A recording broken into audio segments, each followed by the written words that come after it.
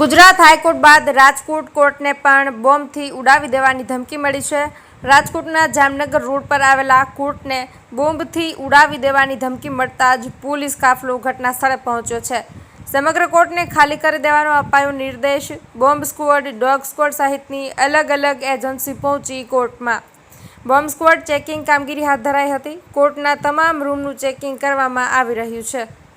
ભરત ભરવાડ સાથે રોહિત બોજાણી, રાજકોટ। समीर खीरा, सरकारी वकील, district and session court Rajkot. અમે લોકો રાબેતા મુજબ બધું કામકાજ કરતા હતા ત્યાં અમને અચાનક સમાચાર મળ્યા અને ન્યૂઝના મારફતથી પણ ખબર પડી કે રાજકોટની નવી કોર્ટ બિલ્ડિંગને બોમ્બથી ઉડાડી દેવાની ધમકી, જે આશ્ચર્યજનક છે। કોર્ટ બન્યા પહેલા પછી પ્રથમ વખત આવી ધમકી મળેલી છે। લોકો પક્ષકારો ખૂબ ચિંતામાં આવી ગયા છે। વકીલો પણ ગંભીરતા લે છે।